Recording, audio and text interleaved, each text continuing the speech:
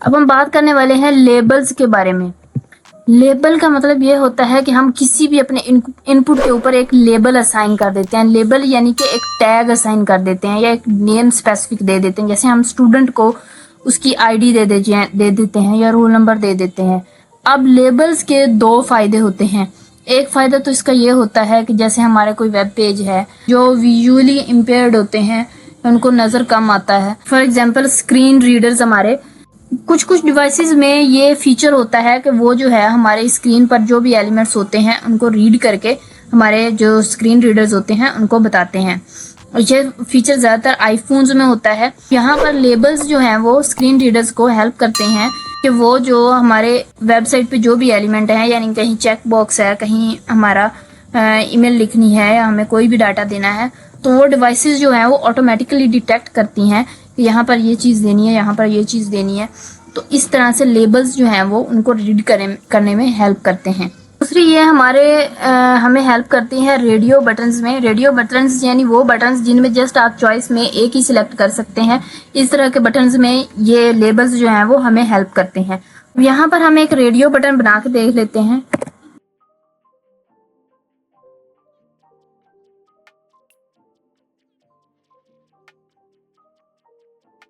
और हाँ, यहाँ पे अब हमें प्लेस होल्डर लिखने की ज़रूरत नहीं है।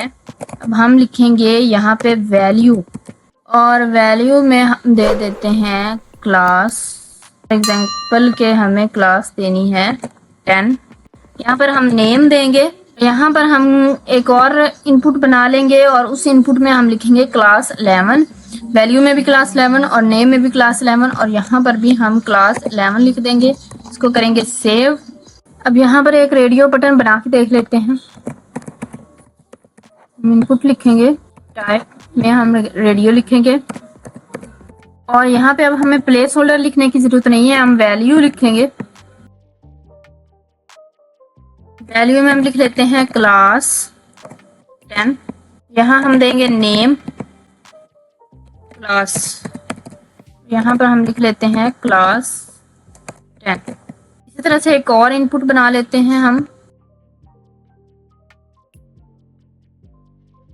और यहाँ पे हम क्लास 11 लिख लेते हैं। यहाँ पर भी क्लास 11 लिख लेते हैं। अब एक चीज़ नोट करेंगे कि हमने नेम जो है वो सेम दिया है और जो वैल्यू है वो दोनों की चेंज है। यहाँ पर वैल्यू 11 है और यहाँ पर वैल्यू जो है वो 10 है। यहाँ पर देखें, दो हमारे पास रेडियो बटन्स आ गए हैं। हमारे पास एक क्लास 10 और एक क्लास 11 का दो रेडियो बटन आ गए हैं। अब रेडियो बटन्स की स्पेशलिटी ये होती है कि आप इनमें से जस्ट एक को ही चेक कर सकते हैं, दोनों को नहीं कर सकते। तो हमारे रेडियो बटन्स जो होते हैं वो मल्टीपल चॉइसेस के लिए नहीं होते, वो जस्ट एक ऑप्शन को चूज करने के लिए होते हैं। आप रेडियो बटन्स को जब भी HTML में यूज करेंगे तो एक ऑप्शन को 4 होंगे, 3 होंगे या 2 होंगे, उनमें से एक ऑप्शन को सिलेक्ट करने के लिए आप रेडियो बटन्स को यूज करते हैं। अब यहाँ पर मैंने BR टैग लगा दिया है ताकि हमारा जो है वो कोड जो है वो अच्छे से नज़र आए और यहाँ पर भी कुछ जो है वो स्पेसेस आ जाएं। अब यहाँ पर मैं कुछ एक्स्ट्रा इन्फॉर्मेशन के लिए आपको बैकएंड की कुछ बातें बता देती हूँ। अब बैकएंड के पास जो है वो कुछ इन्फॉर्मेशन जाएगी कि आपने नेम में क्लास लिया है और आपने वैल्यू में प्रिंट करवाया है क्लास 10 को। उसके पास ये क्लास 10 जो है वो इन्फॉर्मेशन नहीं जाएगी, ये वैल्यू जो आपने लिखी है ये इन्फॉर्मेशन उसके पास जाएगी, बैकएंड के पास। अब फॉर एग्जांपल आपने यहाँ पर जो है वो क्लास 9 लगा दिया है और आपने यहाँ पर क्लास 10 ही लगाया हुआ है। अब जो बच्चा है क्लास 10 का वो यहाँ पर क्लिक तो करेगा क्लास 10 पर, लेकिन बैकएंड के पास जो इन्फॉर्मेशन जाएगी वो क्लास 9 की जाएगी, क्योंकि आपने वैल्यू में क्लास 9 दिया हुआ है। इसीलिए हमेशा जो वैल्यू है और जो चीज़ हम यहाँ पे प्रिंट करवा रहे हैं वो सेम होनी चाहिए, सिंक में होनी चाहिए हमेशा। अब यूज़र को ये जो हमारी वैल्यू है वो नहीं दिखती और बैकएंड को हमारा ये जो चीज़ हम प्रिंट करवा रहे हैं वो नहीं दिखती। यूज़र को हमेशा वो चीज़ दिखती है जो हम प्रिंट करवा रहे होते हैं और बैकएंड वो चीज़ देखता है जो हम वैल्यू में देते हैं। तो इसलिए हमेशा जो चीज़ हम प्रिंट करवा रहे हैं और जो चीज़ हमने वैल्यू में दी है वो हमेशा सिंक में होनी चाहिए। अब यहाँ पर हम एक लेबल देख लेते हैं। यहाँ पे हम लिखेंगे फॉर, और यहाँ पर हम एक आईडी दे लेते हैं पहले। आईडी वही चीज़ है जो मैंने पहले आपको बताया था कि जैसे हम किसी स्टूडेंट को उसका एक स्पेसिफिक रोल नंबर दे देते हैं, इसी तरह से हम यहाँ पे एक आईडी देंगे। अच्छा, ये जो आईडी होती है वो कुछ इस तरह से होती है कि आप दो रेडियो बटन्स बना लें एक ही क्लास के, जैसे क्लास 10 के आप दो रेडियो बटन बना लें, लेकिन उनको आईडीज दो अलग अलग दे दें, तो वो दोनों अलग अलग रेडियो बटन्स हो जाएंगे। ठीक है, तो जैसे यहाँ पर हमने इसको लेबल दे दिया है और इसको आईडी हमने दे दी है 1, और यहाँ पे इस लेबल को क्लोज कर लेते हैं।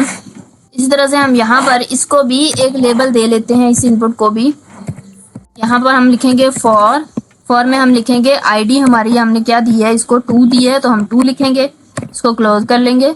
अब यहाँ पर देखें लेबल का फायदा क्या होता है। जैसे मैंने ये इस टेक्स्ट पे जो है वो मैं कर्सर को टेक्स्ट पे लेके आई हूँ, तो ये देखें ये रेडियो बटन जो है वो हाईलाइट होने लग गया है।